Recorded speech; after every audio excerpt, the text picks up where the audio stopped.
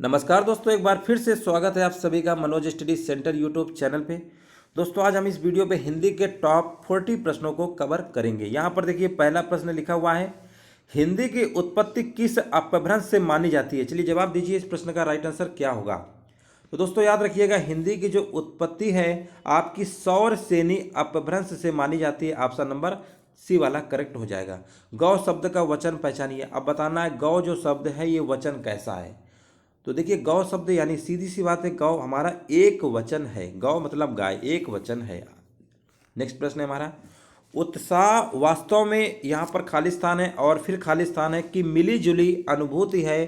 शुक्ल जी के इस कथन को पूर्ण कीजिए। अब देखिए रामचंद्र शुक्ल जी अगर हम बात करते हैं, इस कथन को पूर्ण करना है, ठीक है। तो यहाँ पर बताइए इसका सही जवाब क्या होगा। तो देखिए उत्साह जो है वास्तव में कर्म और फल की मिली जुली अनुभूति होती है, यानी कर्म और फल पे जाएगा। ऑप्शन नंबर चौथा वाला करेक्ट आंसर हो जाएगा। नेक्स्ट प्रश्न है हमारा, कठिन कार्य में सफलता प्राप्त करना, इस वाक्य के लिए उचित मुहावरा चुनिए। देखिए यहाँ पर आपको बताना है कठिन कार्य में सफलता प्राप्त करना, इसके लिए मुहावरा कौन सा होगा वो बताना है। देखिए क्वेश्चन नंबर 4 का जवाब दीजिए फटाफट तेजी से सभी लोग। देखिए कठिन कार्य में अगर सफलता प्राप्त करना है ना, तो इसका यही मतलब होता है गढ़ जीत लेना। गढ़ जीत लेना यानी ऑप्शन नंबर तीसरा वाला करेक्ट आंसर हो जाएगा। कवि का सही बहुवचन रूप बताइए। कवि का सही बहुवचन रूप क्या होगा। तो याद रखिएगा कवि का जो सही बहुवचन होगा कविजन होता है। ऑप्शन नंबर सी वाला करेक्ट आंसर हो जाएगा। नेक्स्ट प्रश्न है हमारा, रामू की तो ऐसी आदत हो गई है कि गोदी में बैठकर दाढ़ी नोचे, वाक्य में प्रयुक्त लोकोक्ति का अर्थ क्या होगा। अब देखिए दोस्तों, एक आपने मुहावरा सुना होगा, एक आपने सुना होगा लोकोक्तियाँ। तो याद रखिएगा मुहावरा हमारा क्या होता है। मुहावरा एक तरीके से हमारा वाक्यांश होता है और लोकोक्तियाँ हमारे वाक्य होते हैं। कई बार प्रश्न ये भी पूछा गया है। तो वाक्य लोकोक्तियाँ होती हैं और वाक्यांश हमारा क्या होता है, मुहावरे होते हैं। तो यहाँ पर आपसे पूछा गया है रामू की तो ऐसी आदत हो गई है कि गोदी में बैठकर दाढ़ी नोचे, यहाँ पर लोकोक्ति का अर्थ क्या होगा। तो याद रखिएगा इसमें जो आपका दाढ़ी नोचे, इसका जो अर्थ आपका होगा भलाई पर भी दुष्टता, ठीक है ना। भलाई पर भी दुष्टता यानी इसका right answer option number B के साथ चला जाएगा। प्रेरणा स्टूडियो जाएगी में काल का भेद बताइए। प्रेरणा स्टूडियो जाएगी, इसमें काल का भेद बताना है, कौन सा काल है। तो देखिए यहाँ पर प्रेरणा स्टूडियो जाएगी, इस वाक्य में आपका सामान्य भविष्य काल है। क्या है, सामान्य भविष्य काल है। ऑप्शन नंबर यहाँ पर सी नंबर के साथ चला जाएगा। अब याद रखिएगा क्रिया के जिस रूप में कार्य के भविष्य में होने का बोध होता है उसे सामान्य भविष्य काल कहा जाता है। जैसे हम घूमने जाएंगे, वो खाना खाएगी, बच्चे खेलने जाएंगे, दीपक अखबार बेचेगा। इस तरीके के अगर वर्ड मिलते हैं आपको, वाक्य मिलते हैं, तो वह आपके सामान्य भविष्य काल के अंतर्गत आते हैं। अगला प्रश्न देखिए यहाँ पर पूछा गया है, जहाँ एक शब्द से अनेक अर्थ निकलते हैं वहाँ कौन सा अलंकार होता है। कई बार हमने कराया है। देखिए याद रखिएगा जहाँ एक शब्द से अनेक अर्थ निकलते हैं वहाँ पर हमारा श्लेष अलंकार होता है, ठीक है ना। या कह सकते हैं जहाँ पर किसी एक शब्द का अनेक अर्थों में प्रयोग होता है वहाँ श्लेष अलंकार होता है। जैसे मधुवान की छाती को देखो, सुखी कितनी इसकी कलियाँ, ठीक है ना। ये हमारे सब श्लेष अलंकार होते हैं।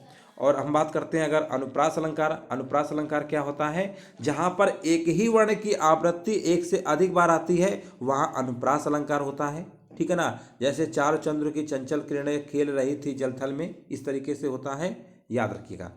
और हम बात करते हैं यहाँ पर प्रश्न क्या पूछा गया था, एक शब्द से। तो यहाँ पर इसका राइट आंसर आपका हो जाएगा श्लेष अलंकार। यमक अलंकार क्या होता है, जहाँ पर एक शब्द एक से अधिक बार आता है और उसका अर्थ भिन्न भिन्न होता है, यमक अलंकार होता है। जैसे काली घटा का घमंड घटा, ठीक है ना।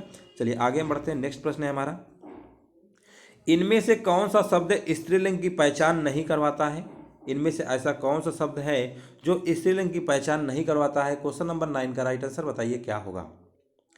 तो देखिए यहाँ पर आपको देखिए देश शब्द पुल्लिंग है और यही स्त्रीलिंग की पहचान नहीं करवाता है, बाकी ये सब स्त्रीलिंग में पहचान करवाएगा। तो ऑप्शन नंबर इसका देश हो जाएगा। तीन बेर खाती थी, तीन बेर खाती है, ये किस अलंकार का उदाहरण है? आप ध्यान से देखिएगा, तीन बेर यानी यहाँ पर तीन बेर खाती थी, तीन बेर यानी टाइम के लिए भी बताया जा रहा तीन, और तीन बेर संख्या भी। तो यहाँ पर अभी हमने क्या बताया था, जहाँ एक शब्द एक से अधिक बार आता है और उसका अर्थ भिन्न भिन्न होता है, अलग अलग होता है, यमक अलंकार होता है। तो इस प्रश्न का राइट आंसर क्या हो जाएगा? इस प्रश्न का राइट आंसर हो जाएगा चौथा नंबर हो जाएगा, 10 नंबर का डी नंबर बिल्कुल करेक्ट जवाब है, बिल्कुल सही आंसर है, यमक अलंकार हो जाएगा। आगे हम बढ़ते हैं। इलाहाबादी अमरूद मीठे होते हैं, यहाँ क्या विशेषता बताई जा रही है? तो यहाँ पर देखिए, इलाहाबादी अमरूद मीठे होते हैं, यहाँ पर स्थान की विशेषता बताई जा रही है। तो ऑप्शन नंबर इसका क्या होगा? डी नंबर करेक्ट हो जाएगा। कहानी शब्द का बहुवचन क्या होगा? कहानी शब्द का बहुवचन क्या होगा? तो कहानियाँ होगा। तो कहानियाँ कहाँ पे लिखा हुआ है? तो कहानियाँ, ये वाला आपका करेक्ट आंसर होगा, बी नंबर राइट आंसर हो जाएगा। वर्तनी की दृष्टि से शुद्ध शब्द बताना है कि कौन सा शब्द शुद्ध होगा। अभिराम, अभिराम, अभिराम इस तरीके से लिखे गए हैं और आपको बताना है। तो यहाँ पर इसका जो शुद्ध होगा अभिराम होता है, ऑप्शन नंबर तीसरा वाला करेक्ट हो जाएगा। आंचलिक उपन्यास की संज्ञा इनमें से किसे दी गई है? यशपाल जैनेन्द्र, राम वृक्ष बेनीपुरी या फणेश्वर नाथ रेणु? बताइए इसका राइट आंसर क्या होगा? 14 नंबर का देखिए राइट आंसर याद रखिएगा। आंचलिक उपन्यास जो है आपका, इसकी संज्ञा जो है फणेश्वर रेणु को दी गई है, फणेश्वर रेणु, यानी ऑप्शन नंबर इसका चौथा वाला करेक्ट आंसर हो जाएगा। ठीक है ना। और इनकी एक और श्रेष्ठ रचना है, याद रखिएगा, मैला आंचल। ठीक है ना। मैला आंचल नामक एक श्रेष्ठ और आंचलिक उपन्यास भी इन्होंने लिखा है। ठीक है ना। चलिए, मैला आंचल कई बार पूछा भी गया है। आंचलिक उपन्यास और मैला आंचल ये आपके फणेश्वर नाथ रेणु जी के द्वारा लिखा गया है था। ठीक है, चलिए आगे बढ़ते हैं। लिखा गया है, बीजक के रचनाकार कौन है? बताना है, बहुत ही सिंपल प्रश्न है। बीजक के रचनाकार सभी को पता होगा, कबीर जी हैं। ऑप्शन नंबर इसका क्या होगा? ऑप्शन नंबर डी करेक्ट हो जाएगा। बंधन शब्द का उचित विलोम शब्द कौन सा होगा? यहाँ पर हम बात करते हैं, बंधन शब्द का उचित विलोम मुक्ति होता है। याद रखिएगा, बंधन, किसी को बंधन में रखना और उसका अपोजिट मुक्ति कर देना। ऑप्शन नंबर सी वाला करेक्ट हो जाएगा। नेक्स्ट प्रश्न है हमारा, जौ खग हो तो बसेरो, करो मिली कालिंदी, फूल की डाल, रिक्त स्थान के लिए सही शब्द चुनना है, क्या होगा? 17 नंबर का आंसर बताइए क्या होगा? तो जो खग हो तो बसेरो, करो मिली कालिंदी, फूल कदम्ब की डाल होना चाहिए। तो कदम्ब यहाँ पर खाली स्थान पे आपका आ जाएगा। अज्ञे जी को किस कृति पर भारतीय ज्ञानपीठ पुरस्कार मिला है? आपको बताना है, अज्ञे जी को यहाँ पर कौन से ज्ञानपीठ पर पुरस्कार मिला है? ऑप्शन दिए गए हैं, आंसर बताइए फटाफट क्या होगा? तो याद रखिएगा, अज्ञे जी को कितनी नावों में कितनी बार रचना पर भारतीय ज्ञानपीठ पुरस्कार मिला है? कितनी नावों में कितनी बार, कहाँ पे लिखा हुआ है? ऑप्शन नंबर तीसरा वाला यानी सी वाला करेक्ट हो जाएगा।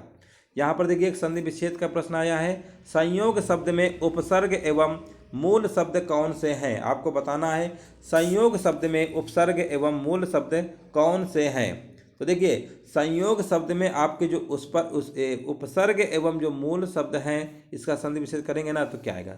सम प्लस योग, आधा मारा आएगा ना, सम प्लस योग। तो यहाँ पर इसका आंसर सी वाले के साथ जाएगा और इसमें जो सम है उपसर्ग का प्रयोग किया गया है। ठीक है ना। चलिए आगे हम बढ़ते हैं। निम्न में से अनुपयुक्त समानार्थी जोड़ा पहचानिए। आपको बताना है अनुपयुक्त समानार्थी जोड़ा इसमें कौन सा होगा? 20 नंबर का राइट आंसर बताइए क्या होगा? तो इसमें जो आपका अनुपयुक्त समानार्थी जोड़ा होगा वो आपका हो जाएगा बादल नीर, यानी ऑप्शन नंबर पहले के साथ चला जाएगा। आगे बढ़ते हैं। नेक्स्ट प्रश्न है हमारा, आंख खोली देखो तो ना, स्पेस है खाली स्थान है ना, कवि देव की इस पंक्ति में रिक्त स्थान की पूर्ति करना है। आपको बताना यहाँ पर क्या आएगा? तो देखिए, ये वाला प्रश्न बहुत अच्छा प्रश्न है, 21 नंबर। यहाँ पर आंख खोली देखो तो ना घन है ना घन श्याम, ना घन है ना घन श्याम, यानी ऑप्शन नंबर सी नंबर के साथ चला जाएगा। आगे बढ़ते हैं। उषा उदास आती है में कौन सा अलंकार है? उषा उदास आती है, देखिए उदास आती है, इसमें मानवीकरण अलंकार का प्रयोग हुआ है। कौन सा अलंकार होगा इसमें? मानवीकरण अलंकार का प्रयोग हुआ है। हमारा समाज उन्नति के पथ में है, इस वाक्य में किस प्रकार की अशुद्धि है? 23 नंबर का जवाब देना है। हमारा समाज उन्नति के पथ में, इस वाक्य में आपने देखा होगा कारक हमारे 8 प्रकार के होते हैं, कर्ता ने कर्मों को इस तरीके से आपने पढ़ा होगा। तो यहाँ पर आप देख सकते हैं उन्नति के पथ में है, ठीक है ना। तो यहाँ पर आपका होना चाहिए था हमारा समाज उन्नति के पथ पर है, में नहीं होना चाहिए, पथ पर है, ये होना चाहिए था। तो यहाँ पर कारक का मतलब त्रुटि है, तो कारक वाला ऑप्शन टिक कर देंगे। कारक हमारे 8 प्रकार के होते हैं, कई बार प्रश्न में पूछा गया है। निम्नलिखित वाक्यों में से अशुद्ध वाक्य आपको पहचानना है, इनमें से अशुद्ध कौन सा होगा। तो देखिए यहाँ पर पहला ऑप्शन दिया गया है, उसे जल्दी घर जाना था, मुझे वहाँ नहीं जाना है, वे लोग जा रहे हैं, पिता ने मेरे से कहा, ठीक है ना। तो यहाँ पर होगा पिता ने मेरे से कहा, यही आपका अशुद्ध है। यहाँ पर होना चाहिए पिताजी ने मुझसे कहा, ठीक है, मुझसे कहा। पिताजी ने मेरे से कहा नहीं, पिताजी ने मुझसे कहा, ये होना चाहिए था। तो इसी वजह से आपका ये अशुद्ध हो जाएगा, बाकी आपके शुद्ध थे, यही वाला पूछा गया था। ऑप्शन नंबर डी करेक्ट हो जाएगा। यहाँ पर देखिए पूछा गया संधि के कितने भेद होते हैं। देखिए प्रश्न हमने कई बार कराया है इसके पहले एक वीडियो पे। संधि के 3 भेद होते हैं, स्वर संधि, व्यंजन संधि और विसर्ग संधि। तो ये तो आपको कंफर्म हो गया, संधि के 3 भेद होते हैं।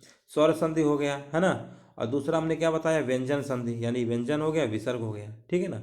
तो संधि के 3 ही भेद होते हैं, स्वर, व्यंजन और विसर्ग। ऑप्शन नंबर इसका जाएगा ए नंबर के साथ। आगे बढ़ते हैं, नेक्स्ट प्रश्न है हमारा। सौमित्र शब्द निम्न में से किसका समानार्थी है। सौमित्र शब्द का समानार्थी शब्द आपको बताना है। तो सौमित्र शब्द का मतलब यानी समानार्थी यानी लक्ष्मण, ठीक है ना। सौमित्र का मतलब Lakshman, option number A correct हो जाएगा। यहाँ पर देखिए गद्यांश है, और गद्यांश से रिलेटेड भी आपके यूपीएसआई में प्रश्न पूछे जाएंगे। तो यहाँ पर आप देख सकते हैं कैसे आपको करना है। गद्यांश को ध्यानपूर्वक पढ़िए और यहाँ पर आपको आंसर देना है, ठीक है ना। तो यहाँ पर देखिए किसके द्वारा उपभोक्ताओं का परोक्ष रूप से शोषण किया जा रहा है। तो यहाँ पर आप देखिए, पहले इसको आप ध्यान से पढ़ेंगे तो आपका अच्छे से क्लियर हो जाएगा, ठीक है ना। चलो आगे देखते हैं। देखो 27 नंबर लिखा हुआ है कि यहाँ पर विज्ञापन लिखा हुआ है। विज्ञापन आज के औद्योगिक युग में बहुत महत्व रखते हैं। व्यापारी के नज़रिए से भी, आम जनता के दृष्टिकोण से भी विज्ञापन व्यापारी को लाभ देने के प्रयत्न हेतु तैयार किए जाते हैं, जबकि विज्ञापनों पर होने वाला संपूर्ण खर्च उपभोक्ताओं पर ही परोक्ष रूप से पड़ता है। वस्तु की लागत बढ़ जाने से उसके मूल्य में भी वृद्धि हो जाती है। देखिए इसको बहुत ही आसान प्रश्न होते हैं। तो यहाँ पर विज्ञापन पहले ही किया जा रहा है, तो विज्ञापन ही हो जाएगा। विज्ञापन किसके लिए लाभदायक है, किसके लिए लाभदायक है, इसमें आपका व्यापारी के लिए बताया गया है ना। इसमें देखो व्यापारी ये लिखा है कि नहीं लिखा है, देखो ये यहाँ पर ध्यान से देखो, व्यापारी के लिए बोला गया है ना, कि दृष्टिकोण से भी क्या है, आम जनता के व्यापारी लाभ देने हेतु तो तैयार किए जाते हैं, व्यापारी, है ना। तो व्यापारी हो जाएगा। तो हमने क्या बताया, आप ऐसे प्रश्नों को बहुत ही आसान तरीके से कर सकते हैं। 29 नंबर का देखिए, 29 का विज्ञापनों के प्रचार प्रसार के बारे में था, ठीक है ना। तो इस तरीके से आप कर सकते हैं, कोई इसमें दिक्कत की बात नहीं होगी। चलिए हम आगे बढ़ते हैं। क्वेश्चन नंबर 30 यहाँ पर देखिए पूछा गया है, श्री लाल शुक्ल को उनकी किस कृति पर व्यास सम्मान प्रदान किया गया है। 30 नंबर का जवाब दीजिए क्या होगा। तो याद रखिएगा, श्री लाल शुक्ल को यहाँ पर विश्रामपुर का संत, ठीक है ना, विश्रामपुर का जो संत है, इसी कृति पर व्यास सम्मान पुरस्कार प्रदान किया गया है। अगर ये पूछ लिया जाता है कब प्रदान किया गया था, तो याद रखिएगा 1999 में प्रदान किया गया था। 1999 में श्री लाल शुक्ल जी को विश्रामपुर का संत कृति पर व्यास सम्मान प्रदान किया गया था, ठीक है ना। चलिए आगे बढ़ते हैं। नेक्स्ट प्रश्न है हमारा, मुद्रित महीपति मंदिर आए, सेवक सचिव सुमंत्र बुलाए, पंक्ति में प्रयुक्त अलंकार बताना है, कौन सा होगा। 31 नंबर बताना है। देखिए यहाँ पर आप देख रहे हैं माँ शब्द, यानी जब हमने बताया था कि जहाँ पर एक ही वर्ण की आवृत्ति एक से अधिक बार आती है वहाँ अनुप्रास अलंकार होता है, तो वह सीधे आप कर देंगे अनुप्रास अलंकार, ज़्यादा इसमें दिमाग नहीं लगाना है। मोक्ष की इच्छा रखने वाला क्या कहलाता है, ये बताइए। 32 नंबर का याद रखिएगा, मोक्ष की इच्छा रखने वाला क्या कहलाता है, मुमुक्षु कहलाता है। मुमुक्षु यानी यहाँ पर ऑप्शन नंबर बी के साथ जाएगा। एक तो करेला, लोकोक्ति पूर्ण करिए। अब 33 नंबर को आपको बताना है क्या होगा। एक तो करेला और यहाँ पर खाली स्थान है, अब बताना है क्या होगा। तो देखिए एक तो करेला, दूजा नीम चढ़ा, ये कई बार पूछा गया है लोकोक्ति के बारे में। एक तो करेला, दूजा नीम चढ़ा, तो दूजा नीम चढ़ा कहाँ पे लिखा हुआ है, तो आप कहेंगे ऑप्शन नंबर डी के साथ चला जाएगा। आगे बढ़ते हैं। उचित शब्दों में रिक्त स्थानों की पूर्ति करिए। 200 यहाँ पर वैश्रवण की वार्ता के रचनाकार कौन है ना। तो यहाँ पर देखिए, ये तो प्रश्न आपने पढ़ा भी होगा, इसके पहले नहीं पढ़ा है तो कोई बात नहीं।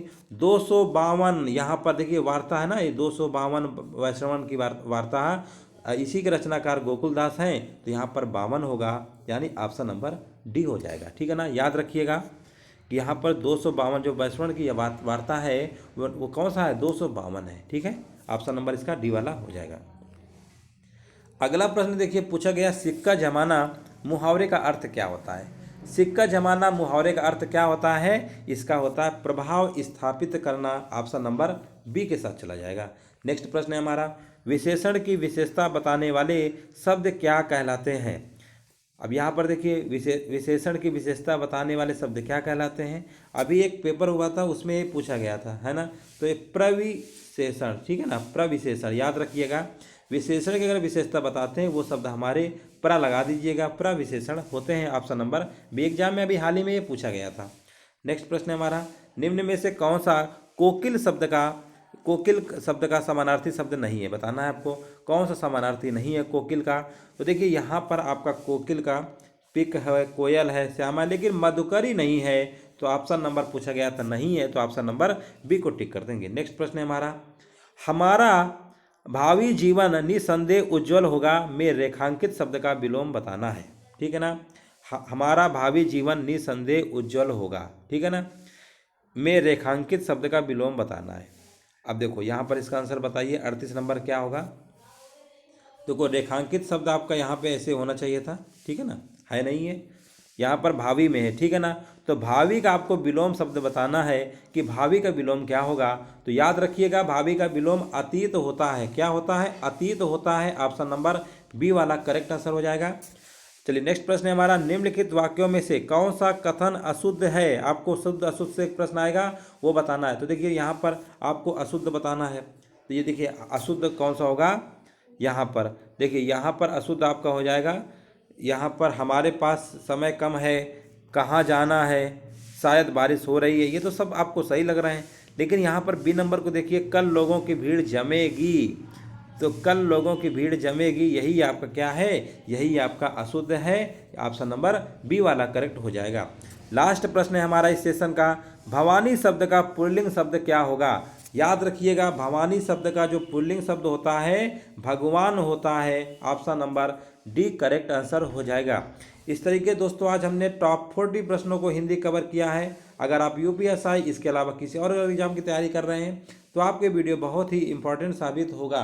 यहाँ पर हम डेली आपको रात को 8 बजे आपको क्लास लेंगे जो आपकी हिंदी की होगी, और इसमें हम प्रैक्टिस करवाएंगे, विभिन्न परीक्षाओं में पूछे गए प्रश्नों को लेकर आएंगे, बेहतरीन क्वेश्चंस होंगे, जिससे आप रेगुलर जुड़ेंगे, पढ़ेंगे तो आपकी तैयारी और बेहतर हो जाएगी। जैसा भी दोस्तों सेशन लगा हो कमेंट करके जरूर बताइएगा। वीडियो देखने के लिए दोस्तों धन्यवाद।